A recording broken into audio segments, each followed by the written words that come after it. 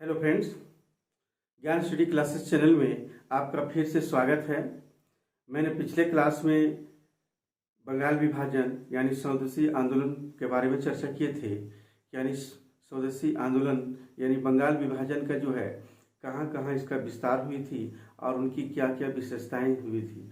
तो आज हम लोग बंगाल विभाजन अर्थात जो स्वदेशी आंदोलन का प्रभाव हम चर्चा करेंगे।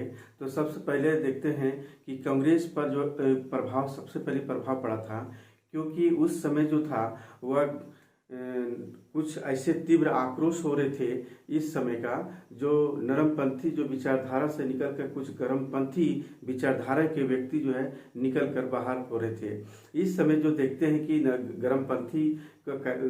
गर्मपंथी विचारधारा वालों को कहना था कि बहिष्कार आंदोलन राष्ट्रव्यापी रूप से होनी चाहिए, पूरे देश में होनी चाहिए और पूर्ण रूप से बहिष्कार यानी सभी वस्तुओं पर होनी चाहिए। लेकिन नरमपंथी विचारधारा वालों को कहना था कि ये आंदोलन जो है बंगाल तक ही सीमित होनी चाहिए और बहिष्कार सिर्फ जो है वस्तु तक ही सीमित रहे। यही कांग्रेस का सबसे बड़ा प्रभाव यानी नरमपंथी और गर्मपंथी विचारधाराओं का उद्भव हुआ। और यह उद्भव कब हुआ? ये 1907 का सूरत अधिवेशन में जो है ये हुआ था। इसी समय जो है नरम दल और गर्म दल में विभाजित हो गया था। तो इस तरह से देखते हैं कांग्रेस पर सबसे प्रभाव पड़ा था। हम थोड़ा सा देखते हैं कांग्रेस पर। पहला जो देखते हैं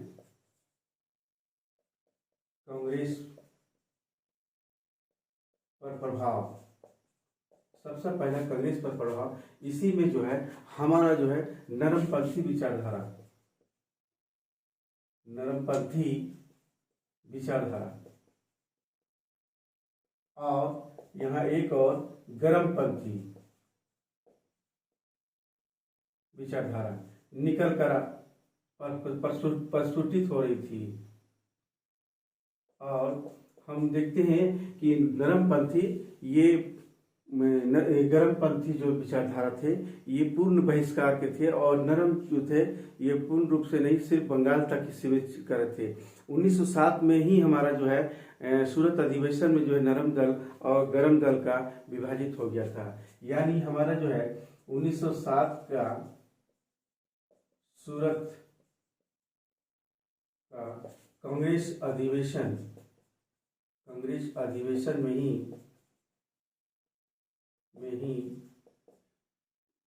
दोनों दलों का विभाजन हो गया। हमारा जब से जो 1885 ईस्वी से जब से हमारा जो है कांग्रेस की स्थापना हुई, उस समय से आज तक जो है कभी गर्मपंथी विचारधारा ऐसे नहीं पनपी।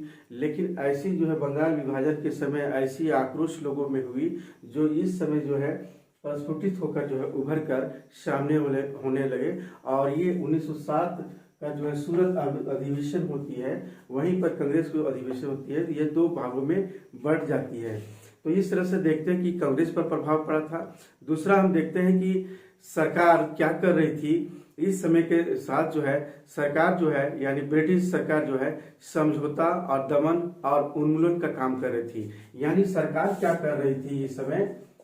सरकार जो कर रही थी वह ये हमारा जो है समझौता कर रही, किसके साथ कर रही थी?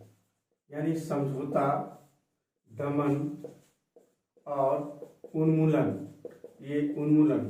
ये क्या कर रहे थे, किनके साथ कर रही थी? ये समझौता जो कर रहा था वह जो है नरम दल वालों के साथ कर रहा था, बहुत ही नरमी से। ये नरम दल वाले लोगों के साथ जो है समझौता कर रहा था।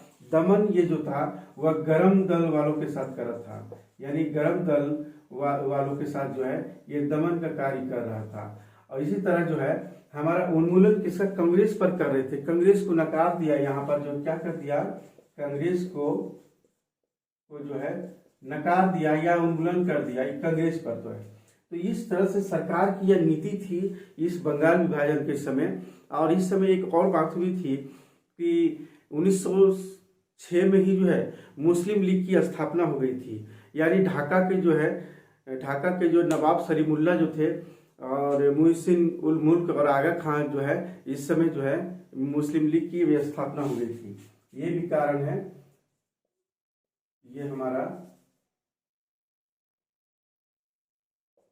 मुस्लिम लीग की स्थापना, ये मुस्लिम लीग की स्थापना 1906 में जो है हो जाती है, जिसमें जो है ढाका के नवाब सलीमुल्लाह थे।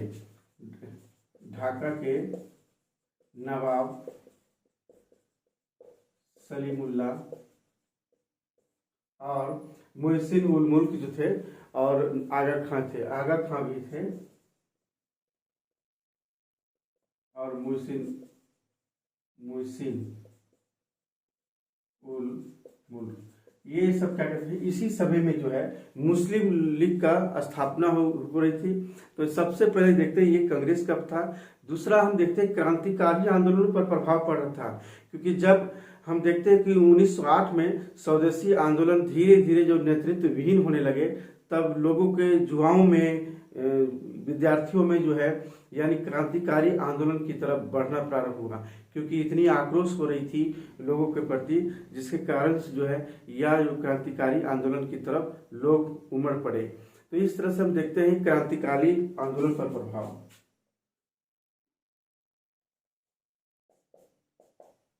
दूसरा हम देखते हैं क्रांतिकारी आंदोलन पर प्रभाव। यही होता है कि सभी युवाओं जितने भी हैं सभी क्या करते हैं, जैसे ही स्वदेशी आंदोलन का निरस्त होने लगती है, नेतृत्व विहीन होने लगती है, तब युवाओं ने जो है यानी क्रांतिकारी जो है आंदोलन की तरफ जो है बढ़ चलते हैं। तो इसी तरह देखते हैं, अगला हम देखते हैं कि शिक्षा के क्षेत्र में भी प्रभाव हुआ है, सभी क्षेत्रों में प्रभाव हुआ है इसका।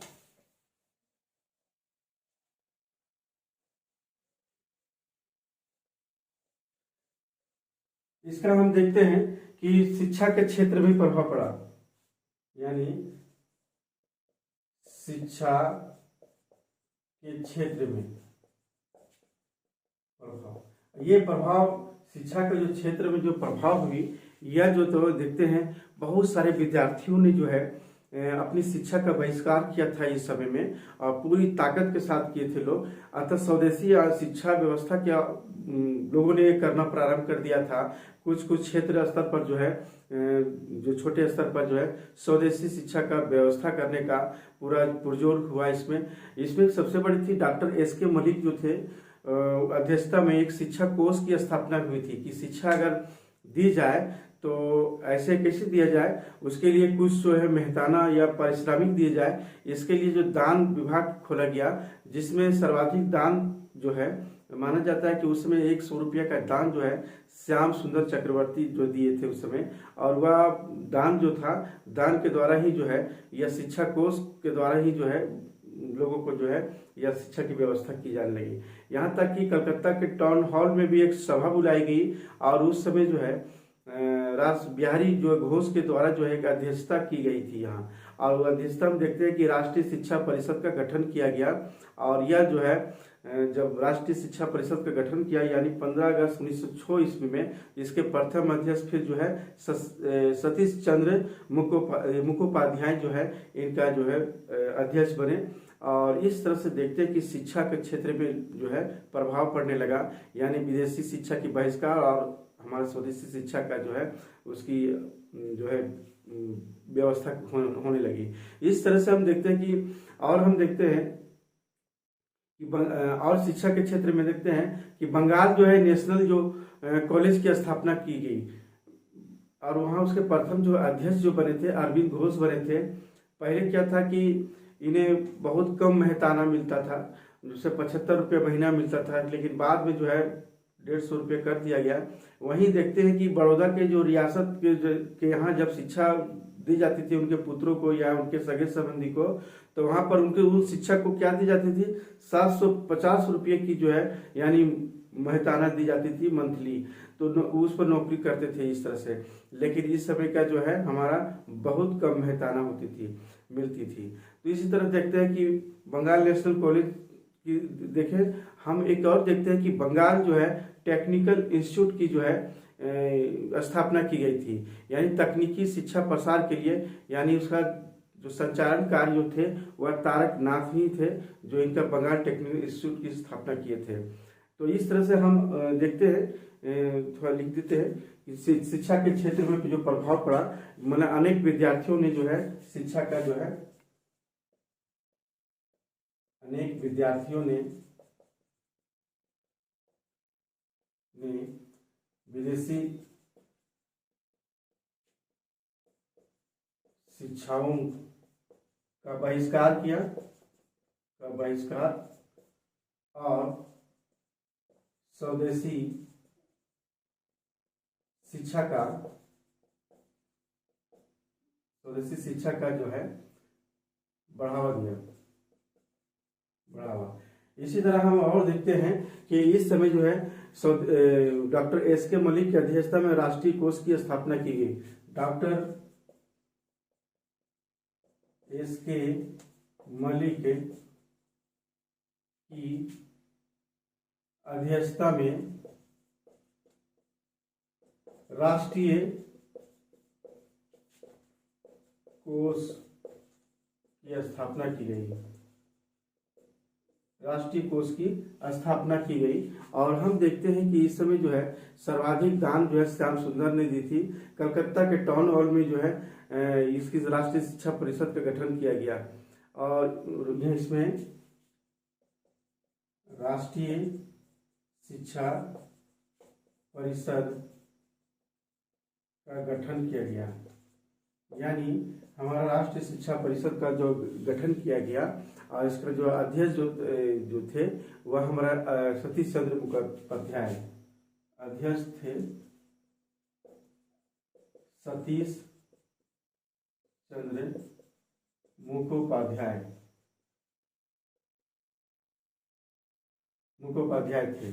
इसी तरह हम देखते हैं कि मुखोपाध्याय थे, और हम आगे देखते हैं कि बंगाल नेशनल कॉलेज, ये भी था कि बंगाल नेशनल कॉलेज का भी स्थापना हुआ था। यानी बंगाल नेशनल कॉलेज की भी स्थापना हुई थी। लेकिन ये प्रथम जो आचार्य थे इस समय, प्रथम जो आचार्य थे अरविंद घोष। प्रथम जो आचार्य यहाँ पर हुए थे वह थे Arvind Ghosh,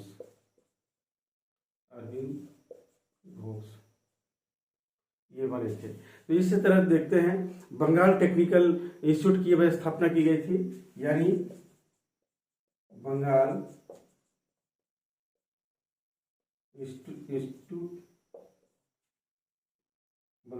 college engineering, Bengal institute हमारा जो है बंगाल टेक्निकल इंस्टीट्यूट कॉलेज है ना, बंगाल टेक्निकल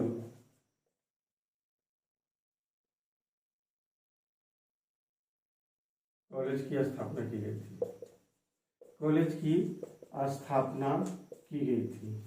तो इस तरह से देखते हैं आगे, और हम देखते हैं कि बहुत सारे से दमन के सहारा ले रही थी सरकार। उस समय कार्लाइल सर्कुलर के द्वारा, जो बंगाल के जो मुख्य सचिव जो थे, ये कार्लाइल सर्कुलर, तो वो मजिस्ट्रेट और कलेक्टर को आदेश दिया था कि इस क्षेत्र में जो है सभी कॉलेज को सूचित करने के लिए बात कही था कि सभी कॉलेज को सूचित करें कि अपने कॉलेज के जितने भी विद्यार्थियों को स्वदेशी का जो बहिष्कार कर रहे हैं या आंदोलन में जो भाग ले रहे हैं उसको मना करने के लिए बात कहा।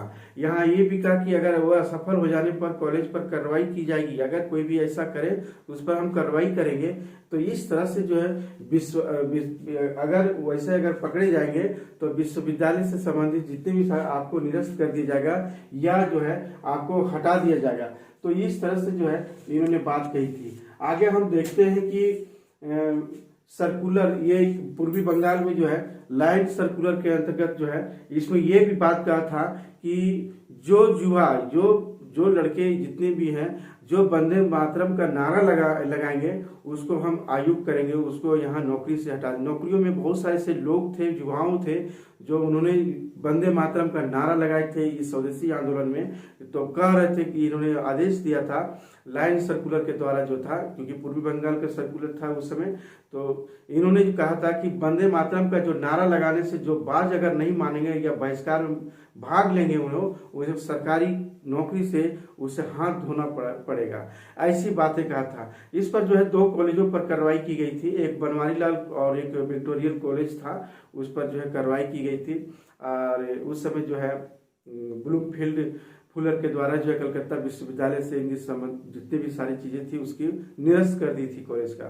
तो इसके विरोध में जो है भारतीयों ने भी जो है इसका एंटी सर्कुलर कमेटी का गठन किया गया था, जो सचिंद्र नाथ बसु ही थे जो सचिव थे। तो सचिंद्र नाथ बसु ही जो है एक डॉन सोसाइटी की स्थापना किया था 1902 ईस्वी में ही, और विश्वविद्यालय के कानून के कारण जो है उस शिक्षा के लिए बहुत सारे कार्य किए इन लोगों ने, यानी इसके विरोध में भारतीयों ने बहुत सारे कार्य किए थे। इस तरह से हम देखते हैं शिक्षा के क्षेत्र में कला साहित्य पर हम देखते हैं कि उस पर भी बहुत ही प्रभाव पड़ा, क्योंकि उस समय से कुछ ऐसे लोग जो थे जो कला पर जो है साहित्य पर जो है बहुत सराहनीय कार्य किए थे। जैसे हमारा जो है रविन्द्रनाथ टैगोर और उनके भाई जो थे अवनींद्रनाथ टैगोर, यहाँ तक कि मुकुंद दास, रजनी सेठ, ऐसे बहुत सारे नाम हैं जो उस समय के कला करने वाले चित्रकार जो है बहुत ही प्रसिद्ध हुए थे। रविन्द्रनाथ टैगोर जो था अमार सोनार बंगला, ये इन्होंने जो साहित्य लिखा था, गीत लिखा था, बहुत ही प्रसिद्ध हुआ, जो आज वर्तमान में बांग्लादेश का जो है वह राष्ट्रीय जो है गान है। इसी प्रकार इनके भाई जो अवनींद्रनाथ टैगोर जो थे वो चित्रकार थे, मॉडर्न स्कूल आर्टिस्ट से बहुत जुड़े हुए थे। इनकी जो चित्रकारी था बहुत ही सराहनीय था, क्योंकि उस समय जो है हम मध्यकाल में हम देखते हैं कि उस समय मुगल काल के और राजपूताना के क्षेत्रों के जितने भी लोगों की जो है वह चित्र यानी चित्रकारी कार्य करते थे। और वहाँ जो देखते हैं कि प्राचीन काल की जो अजंता गुफाओं की जो सारी चीजें जो जिस शैली में जो चित्रकारी की गई है वैसी चित्रकारी से काफी थे। शाहजहां का ताज का देखना या बुद्ध का, ये सब बहुत सारे जो है, यहाँ तक कि भारत माता का चित्र, ये सब जो है चित्रकारी किया करते थे। तो हम देखते हैं कि एक झंडा और भी जो है सिस्टर निवेदिता ने बनवाया था, वह था झंडे पे वंदे मातरम जो है लिखा था। तो इस देखते हैं कि अवनींद्रनाथ टैगोर जो है 1907 ईस्वी में जो है भारतीय प्राच्य कला संस्थान की स्थापना की थी। उसमें बहुत सारे ऐसे उभरते हुए चित्रों को स्कॉलरशिप जो है प्रदान करते हुए चित्र अंकित किया था। उसी तरह जो प्रथम व्यक्ति जो नंदलाल घोष था जो प्राप्त किया था, जिस तरह से उन्होंने स्कॉलरशिप प्रदान किया था, उसी तरह स्कॉलरशिप देते हुए उसका चित्र जो है अंकित किया है। उसी तरह नंदलाल को जो स्कॉलरशिप दिया था वह भी जो है बहुत ही प्रसिद्ध चित्रकारी था। उनने कृष्ण अर्जुन का चित्रकारी किया। उमा जो थी उसकी तपस्या यानी भगवान बुद्ध की के बारे चित्र को, बहुत सारे से अन्य चीजों को जो है उन्हें चित्र अंकित किया था। तो हमारा देखते हैं कि जो है ये कला एवं साहित्य पर प्रभाव पड़ा था हमारा।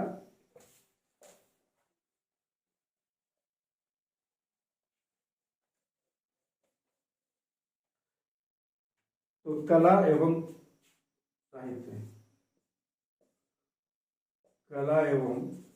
साहित्य पर प्रभाव पड़ा। इस समय जो है हमारा जो है रविन्द्रनाथ टैगोर ये क्या गीत लिखे थे? अमार सोनार बांग्ला, ये गीत था जो आज वर्तमान में जो है बांग्लादेश का राष्ट्रगान है। बांग्लादेश का राष्ट्रगान है, बहुत ही प्रसिद्ध हुआ था। इसी स्वदेशी आंदोलन में जो है वंदे मातरम भी गाया गया। और हम देखते हैं कि इनके भाई अवनींद्रनाथ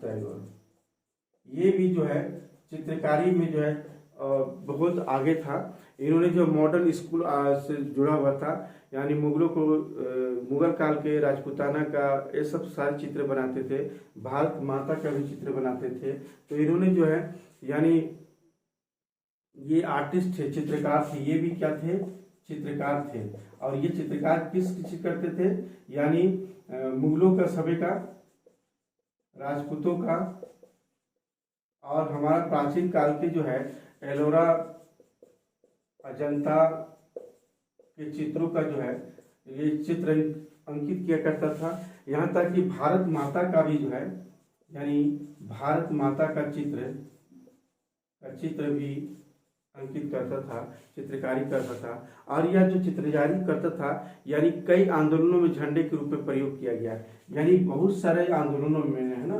कई आंदोलनों में झंडे का चित्र अंकित किया करता था, झंडे का चित्र अंकित किया करता था। इस तरह से देखते हैं, कला एवं साहित्य पर देखते हैं। और ये वंदे मातरम जो है, जो सिस्टर निवेदिता ने जो है झंडों का से बनाया था, वंदे मातरम लिखा था। और इसी तरह देखते हैं अवनींद्रनाथ टैगोर क्या था, इन्होंने जो है 1907 ईस्वी में, इन्होंने क्या था 1907 ईस्वी में जो है इन्होंने प्राच्य कला यानी भारतीय प्राच्य कला का, भारतीय प्राच्य कला साहित्य कला संस्थान की स्थापना की थी।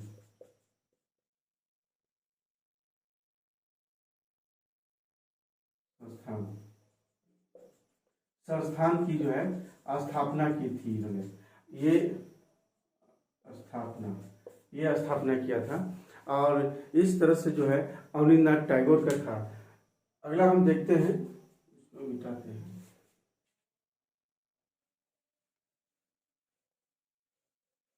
प्रभाव पड़ा, इस समय बहुत सारे से लोगों का, वैज्ञानिकों का भी जो है उद्भव हो रहा था, लोग शिक्षित होकर के आगे बढ़ रहे थे। तो इस समय देखते हैं कि जगदीश चंद्र बोस के द्वारा, बसु द्वारा जो है सिस्टर निवेदिता ने पुस्तकों को लेखन करने में काफी मदद किया था, क्योंकि इन्हें विज्ञान पर प्रभाव पड़ा, विज्ञान पर प्रभाव पड़ा, विज्ञान पर प्रभाव पड़ा। तो जगदीश चंद्र बोस ने उस समय जो थे plant reaction, Jagdish Chandra Bose,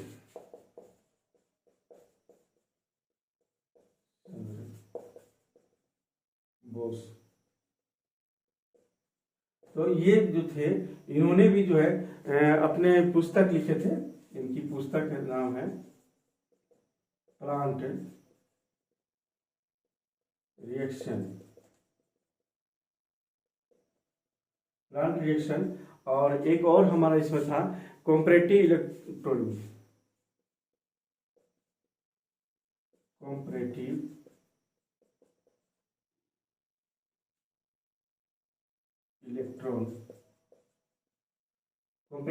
electron psychology, ये पुस्तक लिखे थे, जो सिस्टर निवेदिता ने जो है काफी मदद किया था इन पुस्तकों को। यह था यानी पौधे से संबंधित प्रतिक्रिया, सब सारी चीजें सिद्धांत था। और इस तरह से जो है पुस्तक है। एक और है हमारा इसमें प्रफुल्ल चंद्र राय, एक हमारा और है प्रफुल्ल चंद्र राय। इन्होंने भी जो है ये सारा कार्य किया था, क्योंकि ये केमिस्ट्री यानी रसायन विभाग के प्रवक्ता बहुत बड़े थे। और ये प्रेसिडेंसी कॉलेज से संबंध थे। और ये प्रथम भारतीय रसायन का खोज करने वाला भारतीय थे, यानी भारत का जो है यानी प्रथम भारतीय रसायन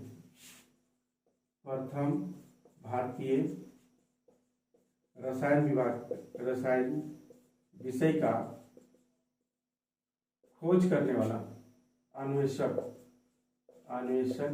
यानी खोज करने वाला था, ये हमारा प्रफुल्ल चंद्र राय। इनकी पुस्तक है हिस्ट्री ऑफ जो है हिंदू केमिस्ट्री,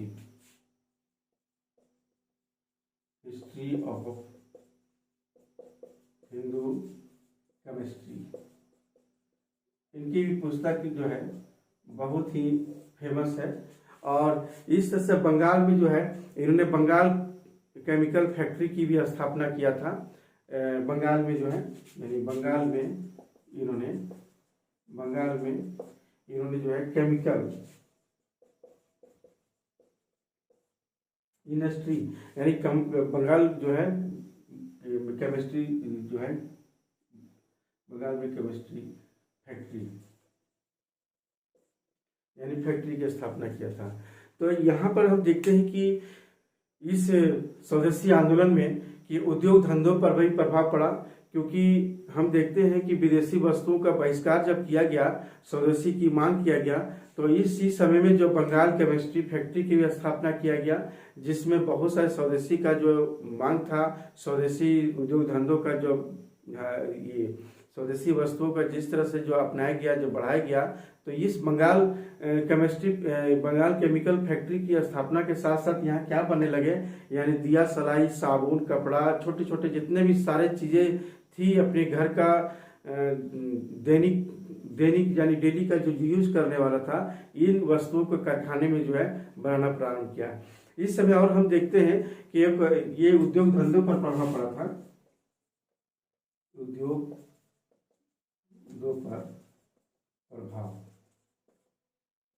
तो इस तरह से हम देखते हैं कि इस समय बंगाल केमिस्ट्री जो था, इस पर जो है बहुत सारे जो घर के सामान सब सारा बनने लगा था।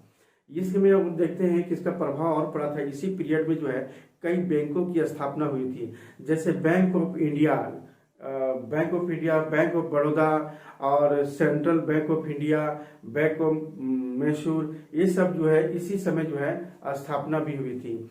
सबसे बड़ी चीज हम देखते हैं कि या तो प्रभाव पड़ा, लेकिन असफलता का कारण हम देखते हैं कि सबसे पहले क्या था, या सबसे बड़ी जो है इसका असफलता का कारण थोड़ा सा चर्चा कर लेते हैं, क्योंकि असफलता का कारण क्या था। हम देखते हैं कि इस समय जो है कांग्रेस का विभाजन हो चुकी थी 1907 में, यानी सूरत अधिवेशन के साथ में। दूसरा था मुस्लिम लीग की, यानी मुस्लिम लीग की स्थापना 1906 में हो चुकी थी, यानी कांग्रेस से सब हट रहे थे। और तीसरा था कि आंदोलन का नेतृत्व विहीन हो जाना, यानी 1908 तक जो है पूरी तरह जो है या स्वदेशी आंदोलन का जितने भी नेतृत्व करता थे सब विहीन हो गया। कैसे हुआ कि 1908 में जो है बाल गंगाधर तिलक को जो है गिरफ्तार कर लिया जाता है और बर्मा यानी मांडले जेल भेज दिया जाता है, जो 6 वर्ष की सजा दी जाती है। वो बाद में जो है 1914 में रिहा होते हैं। लेकिन 1908 में अरविंद घोष थे, ये भी जो थे अलीपुर षड्यंत्र में गिरफ्तार कर लिया जाता है। लेकिन इस समय चित्तरंजन दास उनके वकील थे, बहुत प्रसिद्ध वकील थे चित्तरंजन दास, उन्हीं के जो है इनके केस लड़े, उनके दलीलों पर जो है किसी न किसी तरह उसे बचा लिया गया। उसके बाद जो है ये अरविंद घोष क्या करते हैं, पांडिचेरी चले जाते हैं और वहीं जाके संन्यास लेते हैं। वहाँ एक आश्रम है औरबिले आश्रम, वहीं स्थापना करते हैं और वहीं पर अपना जीवन गुजारते हैं। उसी तरह लाला लाजपत राय ये भी क्या करते हैं, अमेरिका चले जाते हैं। बिपिन चंद्र पाल जो थे वो संन्यास ले लेते हैं। तो सभी जितने भी गरम दल के जितने भी थे सभी जो है विमुख हो चुके थे, यहाँ से चले जा चुके थे, जिसके कारण असफलता का कारण इसका भी जो है माना जा सकता है। तो इस तरह से आए हम देखें कि जो है हमारा स्वदेशी आंदोलन यानी बंगाल विभाजन पर जो उसकी प्रभाव पड़ा और प्रभाव से जो है इसकी असफलता का क्या कारण था, तो कांग्रेस विभाजन, मुस्लिम लीग का आंदोलन का नेतृत्व विहीन हो जाना, जैसे हमारे गरम दल के जितने भी थे सभी नेतृत्व विहीन हो चुके थे, जिसके कारण से असफलता का हाथ लगा। और इस तरह से हम देखते हैं बंगाल यानी स्वदेशी आंदोलन पर। अगला जो है क्लास में हम दूसरे विषय पर लेकर हम फिर उपस्थित होंगे और तब हम कुछ चर्चा करेंगे।